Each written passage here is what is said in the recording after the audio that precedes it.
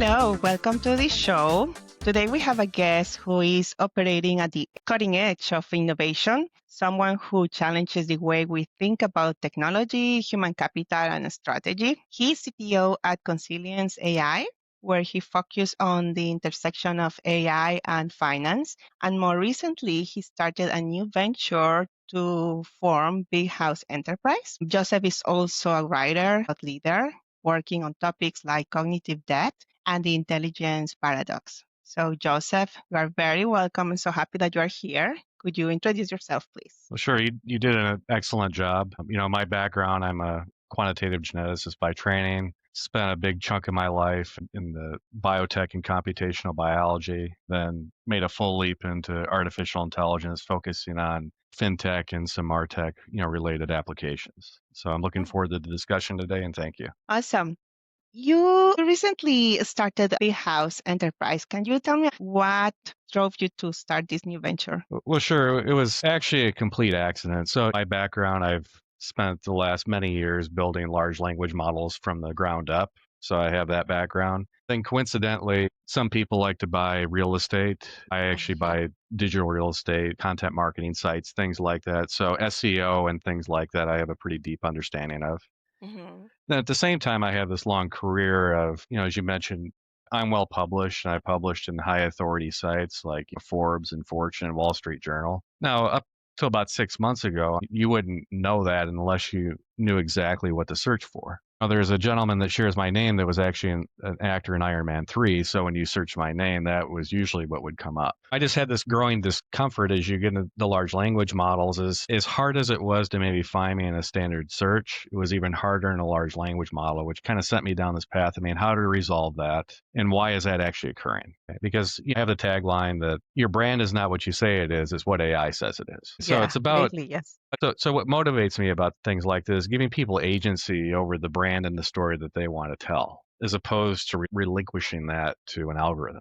Okay, so now when you go search who I am, I mean, it doesn't matter whether it's LeChat, Perplexity, Copilot, Yandex, Bing, Google. I mean, you get a fairly consistent message and search profile. And again, that's not by accident, that's by design. That's amazing. That's interesting that you really noticed that early on. I think people are starting to figure this out now, but you really saw it earlier. Right. So I think there's, in general, kind of a fundamental misunderstanding of what's occurring. So you have this historic industry of digital agency that's really focused on SEO, right? And that domain has been highly commoditized very quickly. I mean, if you have any competency at all at prompting in Claude or any of the environments, you can optimize for SEO very, very quickly. Okay, so what was you would pay somebody $10,000, $20,000 a month for has been really commoditized down, and we can argue what the economic value of that is. So what I'm describing is way beyond just kind of SEO optimization. And of course, that's important. I'm not minimizing that.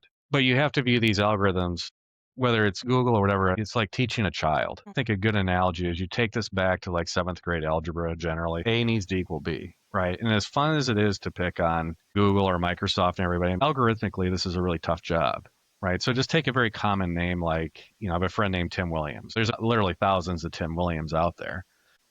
From a search perspective, how are they trying to differentiate one Tim Williams from another? Now, that's a very difficult task for them to do.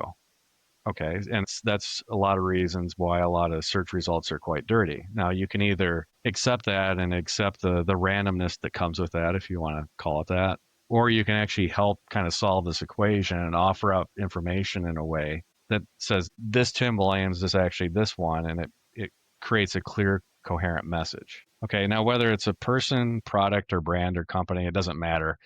I mean, technically we describe these as entities, and what you're trying to do is create a clear, coherent message on an entity basis. Again, whether that's a person, brand, company, or product, it just doesn't matter. So from an AI perspective, that's one of the things I'm really passionate about. And as I said, I mean, it's about giving people agency, right? And just not relinquishing control and just having it turn into a Russian roulette session. Yeah, and LinkedIn historically was kind of where people would go to find somebody. I mean, let's say that somebody's trying to search you and they have a choice between you and somebody else to sit on a board.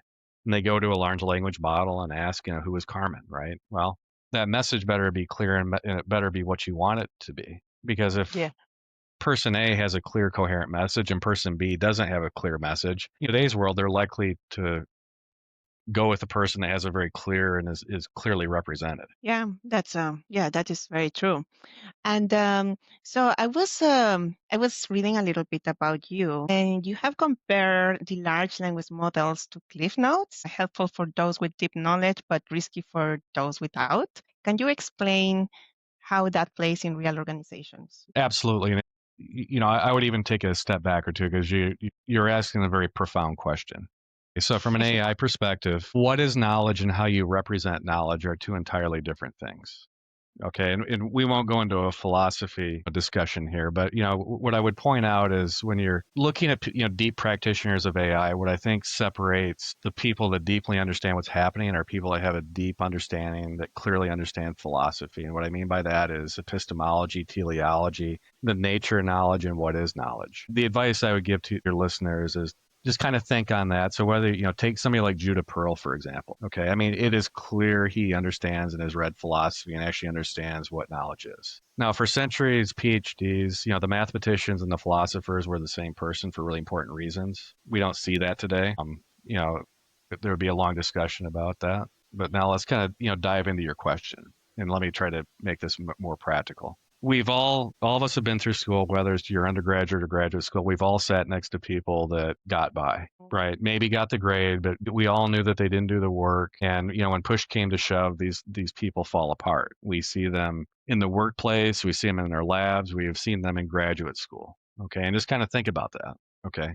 Now, if you think about the output of an LLM, it looks nice, okay, but do you have the knowledge to actually know if it's actually right and to call BS on things when they need to be called? Okay. In today's world in AI and LLM, we have made up this word called hallucination. Let's call it what it is. It's a wrong answer. Okay. And do you have deep enough knowledge of a domain to actually know that and just say, this is just fundamental nonsense. I should just ignore it. Okay. You have people like David Krakauer from the Santa Fe Institute describes this as cognitive junk food, right? We get really easy answers. You kind of get cognitively conditioned to, it's like a sugar high. We get easy answers. We get quick answers. We actually don't question them. As opposed to think about the gentleman that, worked on the Manhattan Project, some of the most profound thinkers of probably several generations. And they were what we kind of call Odyssean thinkers. Okay. I mean, had extraordinarily depth, had extraordinary breadth. They knew the foundational first principle mathematics of what they were working on. At the same time, they could transition quickly into the operational urgency to actually kind of deliver what needed to be delivered at the time. So the risk of these LLMs, and we see this, I mean, this is playing out already. You have lawyers writing briefs, not even checking it. Again, it looks really intelligent. And you have documents making their way through the courts that are, you should have been caught up front, that are costing people's money, possibly ruin people's reputations. So, there's just a general discussion about this. How should we use it? When should we use it? How do you put oversight on this to actually know that junk is coming through? I'll pause there because we can take this discussion a million ways. No, that is true. So yeah, that's a big danger to confuse LLM with true AI. So in your perspective, what is true AI versus just large language models? Well, LLMs are a tool. It's not AI. I mean, in today's atmosphere, I think we don't make that distinction. It's important to make that distinction. Okay. So, getting back to your core question about it, knowledge, or maybe to frame it slightly different, is what is intelligence? Okay. And you'll probably have listeners that, again, actually have a deep understanding of philosophy, and you could have a week's long podcast on this, but I'll try to be simple about this. So if you think about it in terms of what does machine learning and LLMs and things, they do inference well. They calculate very quickly. Okay. Now, to put that in a historical context, I mean, think about when a calculator was developed. The calculator doesn't know accounting rules. It doesn't know have the wisdom of a CFO or a CPA. Okay, but it made their job more efficient. So what these tools are, they're really great at inference or very quick calculation. Now, where the second piece of intelligence is representation, how we organize the world. Okay, and there's a really broad and deep discussion about this, but think about ontologies, how you organize information that differs vastly across people's experiences, cultures, industry, sub-industries. I mean, it's a very complex topic. AI and particularly LLMs utterly fail at that. Right. So Oh, just, wow. let me give you a really simple example. A word like Amazon. Amazon means something very different to somebody living in Seattle than somebody living in Brazil. So context matters, right? And also shared experience matters. You and I don't need to describe what a coffee cup is. We have a shared experience. We know what a coffee cup is. Just imagine that if an alien landed down here, they would not have a shared experience of what a coffee cup is. They may pick that up and think that's a weapon. Okay. So there's a whole piece around, what is a shared experience and representation. Then you have strategy. Intelligence can be broken down into inference, representation, and strategy. Inference, the LLMs, AI, machine learning, however you want to describe them, do inference well. They do rapid calculations. Representation, how you organize knowledge and how you attribute meaning to that is defined through shared experiences, culture, where we went to school, how we grew Mhm. up. And a really simple example is like a coffee cup. I can just hold it up and you and I agree on what a coffee cup is. You and I have a shared experience what a coffee cup is. Now, then strategy. So again, inference, representation, strategy. I mean, how do you go across time and fields and actually come up with new ideas? Now, what AI and LLMs are effectively doing, where optimization historically is actually kind of a very specialist activity, and there's a whole industry around that. The whole industry now is becoming hyper optimized. You're optimizing around a set of historic variables. From a strategy point of view, the whole point from an intelligence perspective is, can I envision things new? Okay, so if you're training everything on a history, you're effectively optimizing to an objective function.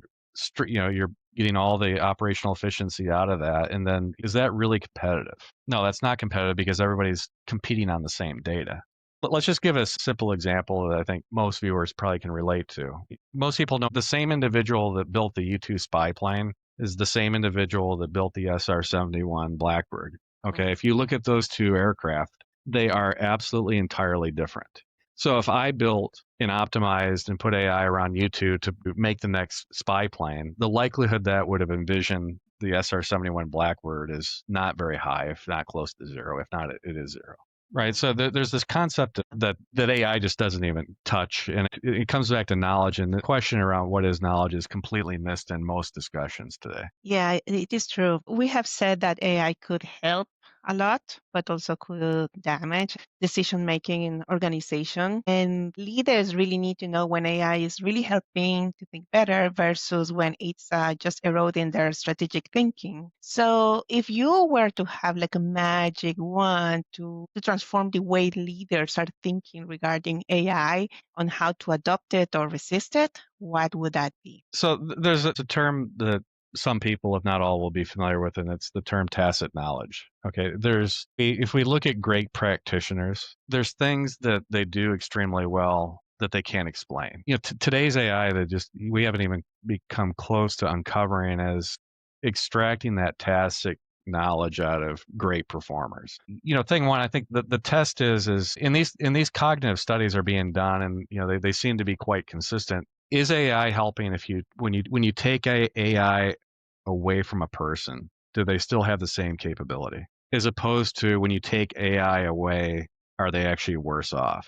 Okay, so just think about it like a drug addiction. So this cognitive mobility, cognitive sovereignty, however you want to describe it, there's things you don't want to erode your thinking away. Think about in the workplace today. We kind of just think about the kind of the generational groups here. Very senior people that have actually kind of learn from the ground up. And we talked about earlier, we all know these students and colleagues that just got by that really didn't actually know how to do anything, that pretended. Now, it always takes longer for that to catch up than it should, but it does. So a good seasoned executive, right, is had the experiences. They've had to think through it. They've done the hard work to actually know how things work.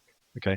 That group of people, in terms of times of volatility, are extremely valuable, right? So as I said, AI optimizes to the history. Okay, and just take the 2000 financial crisis. It's a really good example. I mean, just from a model perspective, highly optimized, but it couldn't envision an environment that it hadn't seen before. So you want people that that have done the hard work, that when hard times and things that models haven't seen before, actually know how to adapt to it. Okay, and it's that strategy piece that I spoke earlier about. So the paradox in the workplace is you have pretty senior people that are probably being pushed more to use models than they should. You have the mid-tier employees probably have not had the career span to actually kind of to see a range of environments to actually know when to question a model, and that's the key question. That's the key, paradox here. When should you question a model? Then the younger, what I call the really early stage people don't know any better. And I think that's even the biggest risk, because they're not gaining the experiences to be adaptive. You wrote about the cognitive debt. So let's switch a little bit. I know we've been talking about that somehow, but could you define in your words what is the cognitive debt? Cognitive debt. Let's try to lay it out a number of ways. I mentioned tacit knowledge earlier. Okay, and where does tacit knowledge come from? It comes from this life experience of actually hardship, actually having to get your fingers dirty. Okay, and let's first just kind of paint a picture of what we see in the workforce today, just frankly with a lot of the data science people.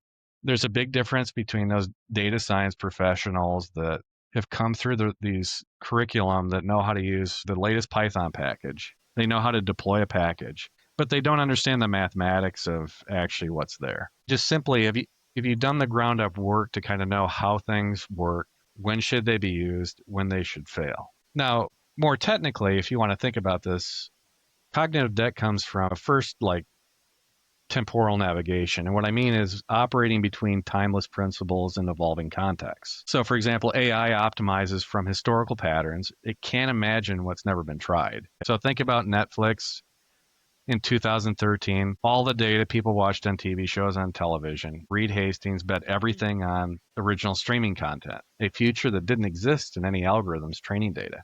So AI could have optimized the Netflix DVD rental business. A second attribute is like disciplinary synthesis. So can you move between analytical depth and cross-domain integration? So breakthrough insights emerge at the intersections, not from deeper specialization within domains. To extend the Netflix example, Netflix didn't study video stories. They applied bandwidth mathematics from telecommunications. Then the third one is what I call competitive imagination, learning from completely different contexts. Tesla didn't revolutionize automotive by studying Detroit, applied more Silicon Valley software methodology to cars. So this becomes more valuable as everyone has access to the same competitive AI tools. Then fourth, think about it in terms of like hierarchical integration, understanding how individual, team, organizational, and market levels interact and reinforce each other. AI today just optimizes within a very specific level. It can't see how they compound and interact across these different layers. Then fifth, I would point out is what I call a strategic navigation through uncertainty. So operating between structural planning and fundamental unpredictability. AI has no commitment to truth through unknowable duration, no genuine intentionality. That's very interesting. And you mentioned before that senior leaders somehow they are being pushed to adopt AI or the large language models. How can leaders protect strategic thinking power in this world where they are being pushed to use all this? Sure. So let's kind of step back and maybe frame it. So I mean, most people are familiar with Edward Deming. In God we trust, all others must bring data. We've overcorrected. We've gone from one extreme or the others. Detroit completely ignored Deming. So he went to Japan. We all know what the outcome of that was. Okay. And now we've gone to the other extreme where we're rushing toward complete abdication to an algorithm. Okay. So let's just kind of back up to Deming never said the algorithm is everything. What he said was data is there to augment human judgment. So just kind of start that as just kind of a premise, because I think that history is a bit misunderstood and or forgotten, depending on who you are. I think a really good historical example of this discussion is actually Winston Churchill. Think about that period where you're dealing with, an entirely new generations of, weapons, nuclear weapons, the V2 rocket, things like that. It would have been very easy for him to abdicate those decisions, technical people, but that's not what he did. He was very clear that the role of these scientists was to simply explain what it was in the possible scenarios, and then it was left to the leadership class to make the strategic choice. Okay, so a good example of this is, if you kind of study this history, is one of the key scientists that was advising Churchill completely belittled any belief that Germany at the time was anywhere close to a V2 rocket. Just the scientists completely, it's kind of stuck in a silo. I think lacked imagination. And Churchill was wise enough at the time to actually seek other views that there were actually alternative, and knew from a strategy perspective that taking that pure technical assessment was too risky. And in the end, he was right. So, let's be honest in these scenarios. There's an agency where I'm right, and if you don't know the math or if you don't know the deep technical details, you can't possibly understand what I'm saying. And I think in this era that mindset is actually quite dangerous. It's our responsibility as technical people and scientists to explain clearly to practitioners what it is and what the potential ramifications are. And there is a leadership class that is really good at strategy that can make these. It's their job to make trade-offs between, again, as I said, you have this very complex system between team, organization, market forces in the world at large that no model can take into account. So I think we just need to step back and I think be a little more pragmatic. It's not either or, it's both. Okay. But let's again use a very simple example. You order something on Amazon and this is Amazon's best pick. How many people actually even ask the question why? Do I agree with the criterion that that's the best pick? I mean, is it actually what I want? I mean, how many people just blindly go click on that? That's the danger in today's world, that just continues to get magnified in a world that's very complex. And a key nature of a complex system is you have emergent behavior that you can't predict. That's very profound. Um, Now, in the biotech and pharma industry, so we have these leaders, but what do you think is their biggest blind spot when it comes to AI strategy, specifically for that industry? I think largely everybody's training on the same data, and I'll link several things that we've talked about. Okay, biology is a poster child of a complex system, and that's the beauty of it. That's what attracts a lot of us to it. Is it's this really elegant, complex system. It's a hard problem. That's the beauty of it. It's the problem of it also. And it, by definition, has emergent behavior that we can't predict. Okay, Oh. the risk is we're all, for all practical purpose, have the same data sets, we're using the same methods, and we converge to the same point. I think the key question is here is how do you maintain the correct creativity to actually consider and keep open to alternative paths? The risk to biology is we all converge to the same point and we end up in a dead spot. And the key question is that's extraordinarily dangerous in a field like this. We're a field where it's effectively a complex system. There's many paths to Rome, so to speak, and there's no way that we can optimize to a single point. So I think the question is it's more of a people management kind of creativity innovation. How are you going to manage an innovation pipeline? In biotech, we generally think about it, look, I'm going to put bets out to multiple startups because presumably they're all doing different things and I'm going to hedge my bets that way. That might be a outdated, flawed way to kind of, think about the innovation ecosystem in the space anymore, because probably all those startups literally are using the same data, same algorithms. And have you really diversified your innovation pipeline today? I think is a really important question. And I think asking this question, who's actually doing something novel, is always an important question, but I think particularly in this space is even more critical. Because when I look across the startup space in biotech, it's agenic this, agenic that. From what I can tell, virtually everybody's using the same algorithm. They're using very similar data sets, if not identical data sets. And have you really diversified your risk? No. And is something as important as drug development and human health? I think that's a really dangerous spot to be in. So the headline is, how do you maintain creativity? How do you judge your pipeline through actually, is this really structurally different? Do you have alternative ideas here, competing ideas? Or if you made 50 bets on the same thing, you actually really don't even know it. I think that's the biggest risk, and it's also the biggest opportunity. And I think it's what's going to differentiate people going forward. It may be slightly slower, but it has higher dividends over a longer period. Yeah, that is true. No shortcuts, right? And now Right. it's another area where we see a lot of AI being used is in the talent management. And you have compared talent management in AI to athletics. What do you leaders need to do differently now, do you think? Yeah, I mean that is the talent management to me is actually more problematic. In a lot of ways, what it's doing, it's favoring people that know how to do basically keyword stuffing on a resume and how to actually kind of strategically design a resume in a way that favors keywords. It tells you nothing about if somebody's actually a creative leader. It tells you nothing about leadership. It tells you nothing about cognitive mobility. And my personal opinion is that these talent AI pipelines are just deeply flawed at this point. I'm sure everybody's had this experience if you've been in the workforce at all very long. People have had multiple careers, and how often do you sit next to somebody that solved a problem 10, 15 years ago that you didn't even know it, that you should have asked, right? That you just spent a lot of money trying to figure out elsewhere. Now, people come with diverse backgrounds, diverse experiences. And again, the term I use is this Odyssean thinking. People that are both kind of have depth and breadth. There's no AI algorithm today that's going to tell you that the way they're designed.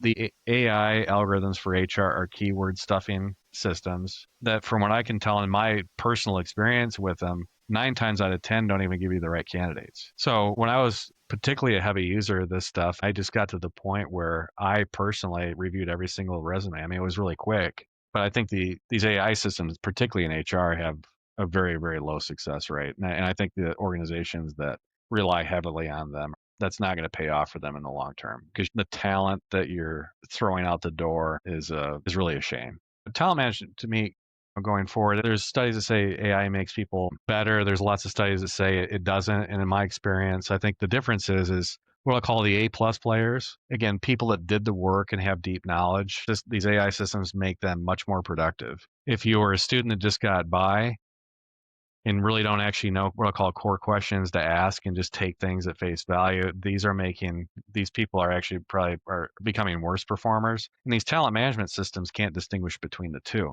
So talent management to me is almost like, I'll use a sports analogy and apologize to those people that are close to this, but think about the NFL Combine. These A+ players that have deep cognitive depth and deep cognitive mobility are going to become exceptionally valuable. And for organizations that really want to outperform, finding those people is like finding gold. And these current AI tools, I mean, that doesn't even come close to comprehending what those people look like. Yeah. No, it's completely true. And the tough part is that usually the hiring managers, they have somehow no say in the bigger organizations, at least, on how HR is doing the talent acquisition. They just get the resumes that are already filtered, and probably, as you say, they lost a lot of A players just because the algorithm didn't pick them up. It's kind of sad. In interest of time, I would like to switch a little to House Enterprise. So you said that your brand is what AI says it is because people are now searching for your brand. Can you explain how House Enterprise helps leaders take control of that narrative? Sure. Like I said, your brand is not what you say it is. It's what AI says it is. Okay. So it's a piece of technology that we can help people with, that whether it's these LLMs or any of the search, it's like training a child on who you are. And you have to organize and present information to it a certain way to help it reinforce who you are. I don't care if it's a person, product, brand. Okay. So let's just kind of walk through these. So as a person, think about somebody who's doing research on you, whether it's for HR is doing a search on you, or somebody's doing a search for a board position or a C-suite position. Whether we like it or not, more and more people are going to these LLMs and just saying, who is Carmen or who is Todd, or is that message clean and structured in a way that you're actually proud of? I call these systems LinkedIn 2.0. I mean, people are just going to these LLMs and comparing people more and more and trying to get deep research and deep history on them. Okay, so is it presenting you the way you want to present it? And the technology stack that we've developed actually does that and goes a long way to solving that problem. Okay. Let's think about, product and brand. So let's just think about a standard B2B. Just assume I'm selling tape measures, for example, and that market is going through distributors. Okay, so in a particular distributor market, what happens is your sales guy is going to show up there. They're going to try to educate the distributor on what they have, and they're going to give glossy material on it. The question is that model actually really the future? Because I think most people are just going to go on, again, because I do this every day. I'll go into a large language model, compare A, B, C, D, and E. So are your distributors, as an example, actually doing that? And I would argue yes, and they're just going to do it more and more. And in that environment, it better be presenting the information that you want it in the way that you want it. Because again, as we all know, these LLMs, if it's not there, they're going to make it up. So in terms of your product and brand and company, when you go into these LMs and just ask basic questions, who is a leader in X? What product do you recommend? Basic questions anybody would ask. Is your information becoming visible or not? So what we're doing is we're helping people do that because that space is evolving very, That's very quickly. amazing. So traditional keyword, I'm not saying it's not important. It is important. It's highly commoditized. That's like, bare minimum entry point today. And again, I think there's a fundamental misunderstanding of how you interact with these systems. It's much more than just simply doing long tail keyword research, which is what generally you would get out of a digital agency today. So again, what motivates me about this, as I said, is that it gives people agency. I mean, whether it's a person or a company, it gives them agency to at least put their thumb on the scale, at least present themselves the way they want to be presented, as opposed to letting somebody decide for them. Yeah, now you made me curious. After we hang up, I'm going to put myself and search what AI says about myself. So, in that regards, what type of companies or executives are best fit for your AI authority method? What type of customers you Well, I work think with? we're really focused on mid-sized people at the moment, but it'd work for anybody. It's the beauty of it. We've got it to the point where there's a lot of automation in it. And whether you're a small player, medium player, or large player, to me, it doesn't matter. What matters to me is giving people agency over their voice, okay? In a technology suite that's actually fit for purpose in today's world. Just to be simple about this, historically, most people just view their website as a vanity plate, as opposed to, is your website designed in a way that a bot and crawler can actually access the information that it needs to take back, and when they do summaries, actually present the right voice. I'm being very simple about this, but most people's websites are designed in a way that I call them bot and crawler repellent. They may look pretty, but they're not structured in a way that the way a lot of this infrastructure is designed that it presents information to them that's in a useful and desirable format. So Yeah, that again, is just think about this as it's just a really basic equation. A needs to equal B. Google or Microsoft, they have A. I mean, they're forming a world on A. Whether A is you or your brand or your company. If you don't offer up an alternative, they're going to decide something for you. So is that what your AI narrative audits does? Basically understand how a company is presented? Sure. It's very quick for me to kind of look at somebody's online presence and understand how it's structured. Is it actually doing what they want it to, what they think it's doing, and the gap between where they're at and where they need to be. I'll just leave you. The historic digital agency type business had a good run, but the game has fundamentally changed. And what got you to where you're at is not going to get you where you need to be. That's very interesting, Joseph. I could keep picking your brain, but in interest of time, we are going to get to an end of this discussion. But I always have one question, and this is just for fun that I like to ask. So if there was a magic button that you could push and ask for anything, personal, work related, whatever, what would that be for you? Well, I would probably go back to what we started the discussion with. I've tried really hard to, again, this question, what is knowledge and how do you represent knowledge?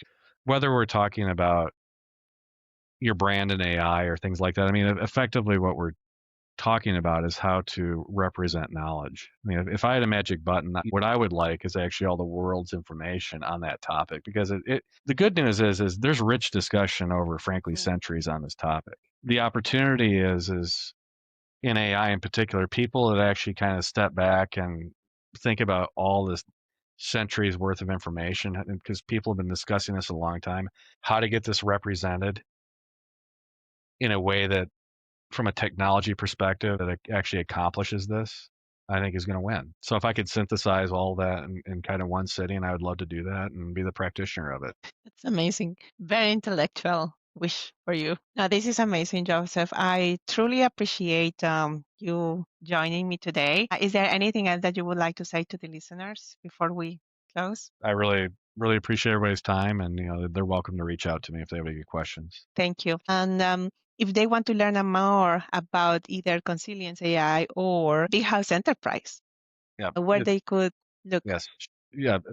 Both have websites. So you can go to my personal website and learn about whatever you want, depending on the specific point of interest. And I'll Yeah, share and read those your websites with you, and you articles. can. Yeah, and then something I truly, truly advise to the listeners is to go into your website because it has very interesting articles that I kept reading and they're like, wow, Interesting.